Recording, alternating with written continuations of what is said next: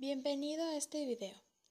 Este tema se tratará de la situación de Nueva España en vísperas del estallamiento del movimiento insurgente. Ojalá y sea de tu agrado.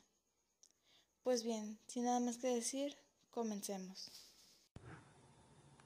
La situación de Nueva España en vísperas del estallamiento del movimiento insurgente al acceder al trono de la dinastía Borbón desde principios del siglo XVIII. Todos los territorios de la monarquía hispánica, incluyendo la Nueva España, experimentaron políticas tendientes a fortalecer el poder del rey.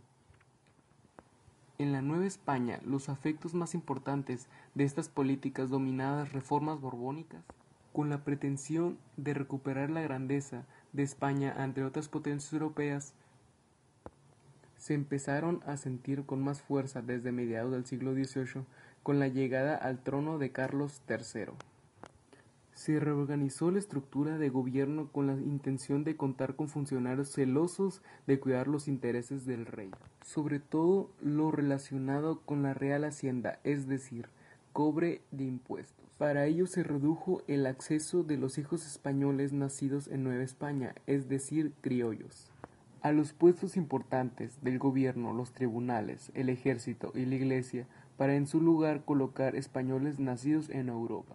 Los llamados por los novohispanos como gachupines se pretendían imponer una nueva visión sobre la Nueva España, es decir, considerar como una colonia que debía subordinar sus intereses a los de la monópoli, sin un reino que... Particularmente estas dos políticas, la limitación del acceso de criollos a los altos puestos de gobierno, la expulsión de jesuitas, se creó resentimientos contra los españoles peninsulares y favoreció que se profundizara a lo que se ha denominado el patriotismo criollo. Este concepto se refirió a una serie de construcciones intelectuales que apuntaban el orgullo de los criollos de haber nacido en América. Por ejemplo, a finales del siglo XVIII se escribieron obras que enaltecían las grandes culturas indígenas de los tiempos anteriores a la conquista, como la historia antigua de México del jesuita expulsado Francisco Javier Clavijero. El patriotismo criollo no es equivalente a un sentido de nacionalidad mexicana, pues eran ideas propias de los intelectuales criollos, que conformaban un sector social privilegiado y separado de los indígenas o castas. Aquí los indígenas no tenían cabida. Por su parte, los mestizos y mulatos eran sectores considerados sin honor ni consideración social, desarraigados, pues no tenían cabida ni en los pueblos indígenas ni en las corporaciones españolas. Sin embargo, había un elemento que unía a todos los sectores y que les daba cierta identidad, como lo era la religión católica y el culto a la Virgen de Guadalupe, cuya supuesta aparición en el Tepeyac se interpretaba como una muestra de la bendición divina a la Nueva España, evento que recreaba en discursos, publicaciones y fiestas cada 12 de diciembre.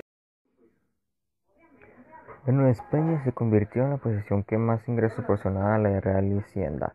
La llegada al trono de Carlos IV en 1778 coincidió con una serie de problemas que se compusieron al panorama. En primer lugar, a partir de 1793, España se vio envuelta en guerras versus Francia en 1793 y 1795 e Inglaterra en 1796 y 1802, las cuales significaron grandes gastos que requirieron ingresos extras que tuvieron introduciendo el cobro de los impuestos.